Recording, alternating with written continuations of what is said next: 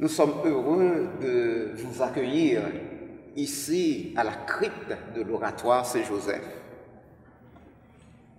pour parler de Joseph.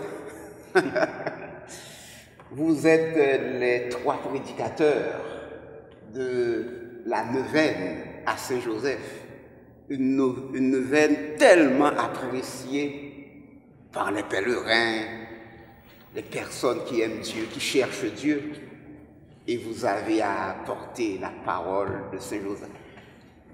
J'aimerais bien savoir, est-ce que vous avez une histoire particulière avec Joseph? Père de l'année. Pour moi, j'ai connu Saint-Joseph toujours pour ma famille. J'ai beaucoup d'histoires avec mes grands-oncles qui sont venus ici de Syracuse pour connaître Frère André et pour prier à Saint-Joseph pour ce guérison et la vie de mes deux oncles. Aussi, mes grands-parents, Catherine et Harold McGrath, ils sont venus ici beaucoup de fois pour un pèlerinage. Et récemment, le jour de l'installation du recteur, mon oncle m'a envoyé une photo de mes grands-parents ici. Plus de 40 ans, depuis 40 ans ici. Et dans la photo, j'ai montré à quelqu'un, et la photo, ils sont là-bas dans la fenêtre de mon bureau d'aujourd'hui. Et il fait plus de 40 ans. Dans ma famille, j'ai toujours connu de Saint-Joseph, et mon frère, j'ai un frère qui s'appelle Joseph, qui est de notre vie aussi, toujours célébrant le fête de notre saint patron. Et les autres de nous sont très jaloux de mon frère parce qu'il a deux célébrations par année. Joseph, 19 mars, et Joseph, 1er mai. Et je crois que pour mes parents, toujours, Saint-Joseph était part de notre vie pour passer, pour connaître notre foi. Donc Joseph fait partie de la vie de votre famille, de votre histoire. Pour toujours. Ah oui, oui. Et chaque mémoire que j'ai de ma famille, ils ont connu, et aussi tout avec Saint-Joseph. Et vous, Père Vérité, avez-vous une histoire aussi avec Saint-Joseph? Oui, c'est une histoire familiale aussi. Oui, mon grand-père maternel, qui était catéchiste, premier catéchiste de mon village, et qui aimait beaucoup Saint-Joseph. Et quand on était petit, tous les soirs, on était obligé de venir dans son salon avec nos parents et prier ensemble avant d'aller se coucher. Et on priait toujours Saint-Joseph. Et ça m'est resté. Et ça m'est resté. Et plus tard, la Providence a fait que j'ai fait mon cégep dans un collège qui s'appelle Saint-Joseph aussi. Et ça, c'est la Providence parce que je n'allais pas partir dans ce collège-là. Mais finalement, je me suis retrouvé là, par Providence. Et plus tard, il est arrivé ici au Canada, pour mes études. J'ai fait un petit tour pour voir le frère André et qui m'a collé à Saint-Joseph. Et davantage, je me sens collé à Saint-Joseph, jusqu'à maintenant. Donc voilà ma petite histoire par rapport à Saint-Joseph, qui fait partie de la vie de mes grands-parents et de toute la famille. Et quand je travaillais au Togo, après mes études ici, à chaque fois qu'il y avait une difficulté, je demandais ça à Saint-Joseph de m'aider à résoudre le problème, à trouver une solution. Finalement, les gens, là où je travaillais, m'appelaient et il va voir Saint-Joseph. Quand ça va mal, il va parler à Saint-Joseph. Et ça, c'est le frère André qui m'a inspiré ça, pour dire d'aller vers lui là. Voilà donc ma petite histoire avec Saint-Joseph. Mais c'est très bien d'entendre cela, cette connexion qu'il y a entre vous, votre famille. Père Jérôme, et vous? Oui, ce qui est important de remarquer avec le Père, ce que le Père Delaney a partagé, puis le Père Jean-Baptiste Versier, c'est la même chose dans la famille, dès l'origine. Cette dévotion que j'ai acquise, à partir de mon père, s'appelait Joseph, mon frère Xavier Joseph, moi Jérôme Joseph. Donc le Joseph restait dans la famille très fort. Il n'y a que des Joseph.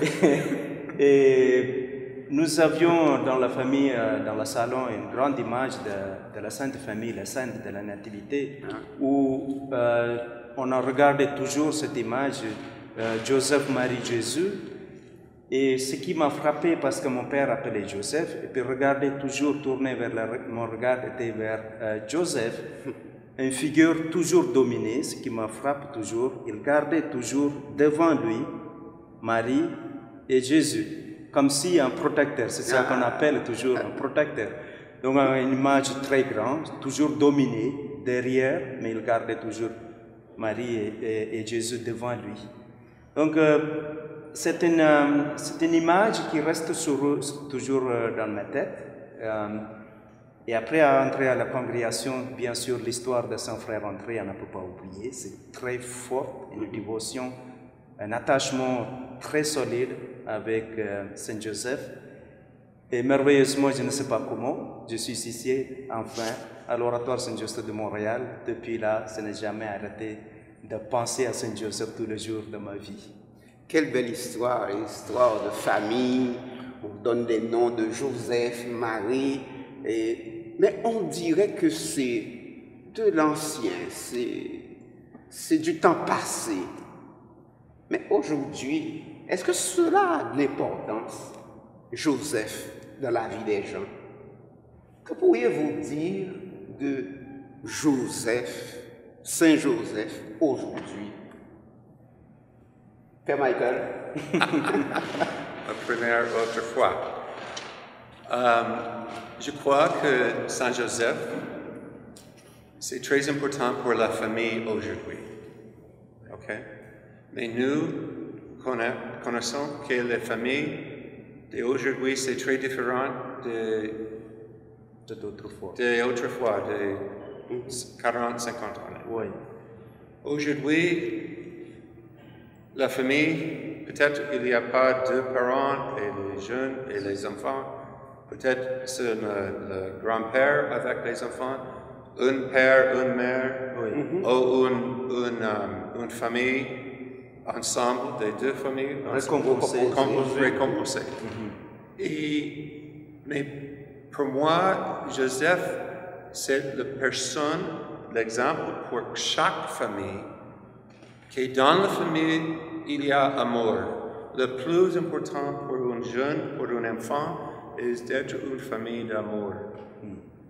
Et Joseph, il a fait ça par sa famille. Et je crois pour ouvrir notre pensée, de voir que l'image de la famille, et chaque famille, c'est un exemple pour avoir peut-être l'amour, pour cet homme d'humilité, de cet homme de compassion. Cet homme force aussi, c'est très fort. Qu'il a fait tout pour sa famille. Et je crois que nous donne, comme pour chaque famille aujourd'hui, que c'est possible d'avoir la famille avec l'amour pour les enfants. La tendresse, la compassion, l'amour, oui, l'attachement, mais peut-être que soit la famille. Peut-être ce sont les grands-parents, mais les enfants, tout avant une famille. Ce sont des familles. Et c'est le plus important. Et je crois que la tendresse, la compassion, la dédication, la foi, tout c'est possible pour chaque famille. De penser en Saint Joseph comme ça. Et puis je crois aussi il y a aussi des gens, même en dehors des familles, qui apprennent de Saint-Joseph, qui ont besoin de lui, ou bien qui sont comme aujourd'hui l'image de Saint-Joseph aussi, parce qu'ils font des choses qu'on voit que Saint-Joseph a fait. Faire du bien dans la discrétion, sans bruit. Joseph, on ne le connaissait pas, mais il a fait plein de choses. Aujourd'hui, avec la pandémie, on parle de nos anges gardiens. On ne les connaissait pas. Moi, j'ai travaillé en milieu hospitalier pendant 4 années ici. Et ceux-là, ceux qui les préposaient aux bénéficiaires, c'est des gens qui étaient presque invisibles. Mais aujourd'hui, on sent vraiment l'importance de ces personnes-là. Ceux qui font avancer la société. Ceux qui aident la société à conserver la vie. Les gens qui travaillent dans les laboratoires, pour le vaccin, pour les médicaments, pour qu'on soit en vie, on ne les connaît pas.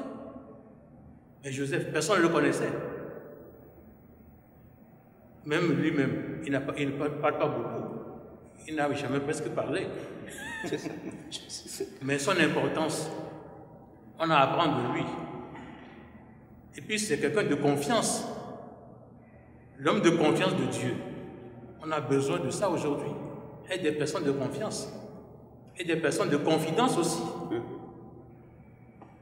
De confiance et de confidence. Donc aujourd'hui dans la société, dans la famille, milieu professionnel, milieu social, n'importe où, on a besoin d'apprendre de ça aussi et de nous laisser inspirer. Et les pèlerins qui viennent ici, ceux qui visitent, ils le disent, les gens qui font leur expérience avec Saint-Joseph de façon formidable. Et nous-mêmes, on est surpris.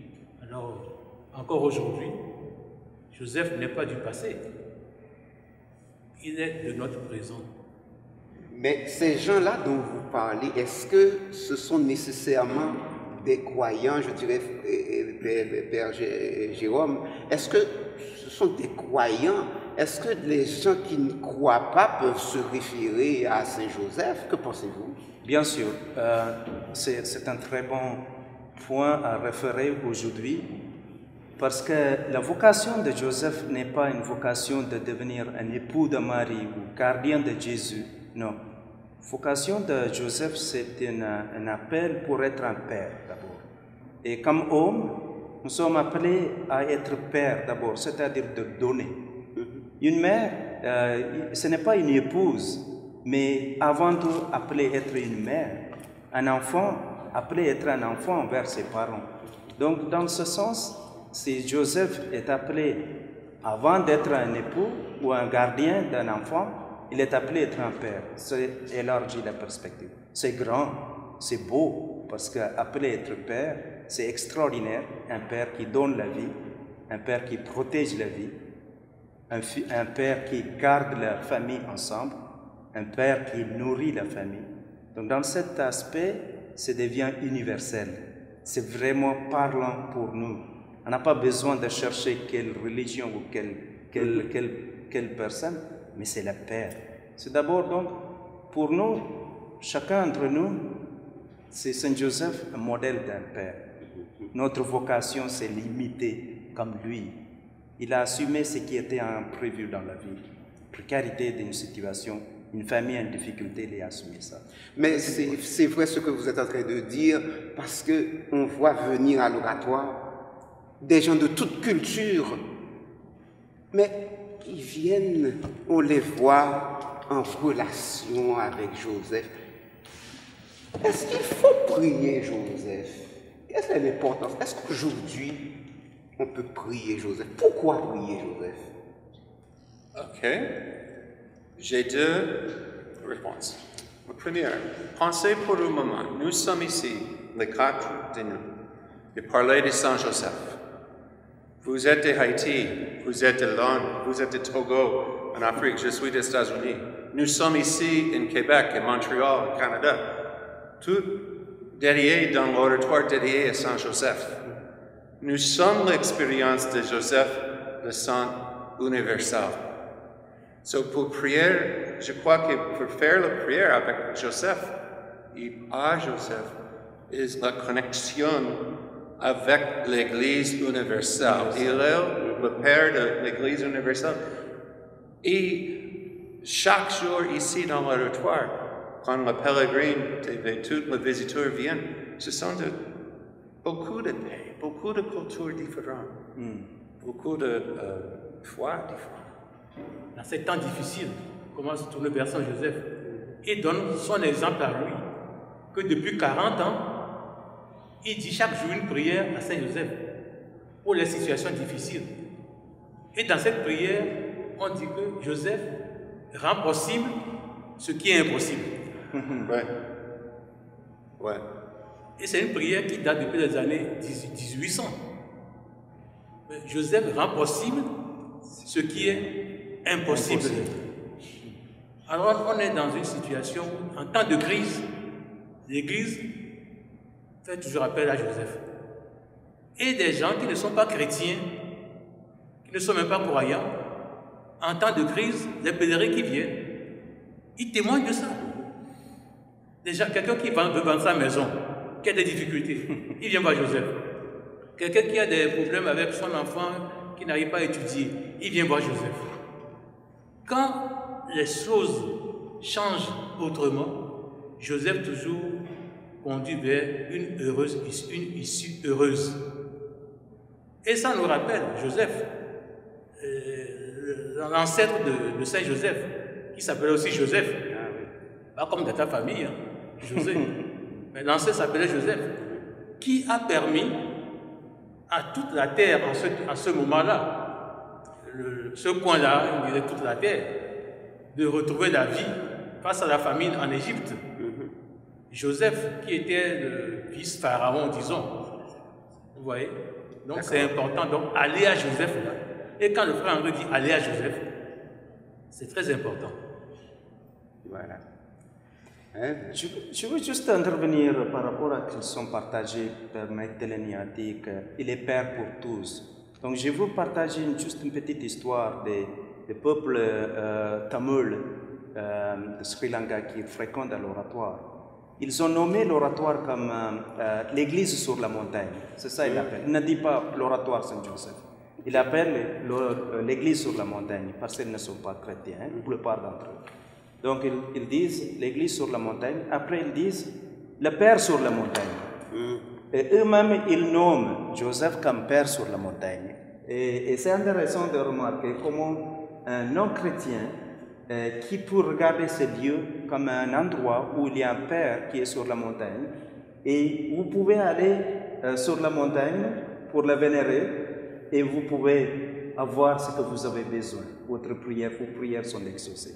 C'est juste que je voulais ajouter cette petite histoire très beau d'entendre. Mes chers pères, je suis vraiment heureux de vous entendre, et je sais que les personnes qui nous rejoignent en ce moment vont être très portées à nous rejoindre tous pour la neuvaine. Vous êtes les prédicateurs, les porteurs de la parole, les porteurs de Dieu. Merci, je sens que vous avez un trésor en vous. Vous allez le partager avec toutes les personnes du monde entier pour la neuvaine. Merci de votre préparation. L'Esprit de Dieu est avec vous. Nous allons vivre ensemble la fête de Saint-Joseph. Merci. Merci. Du 10 au 18, nous vous invitons tous à nous rejoindre pour la neuvaine. Bienvenue.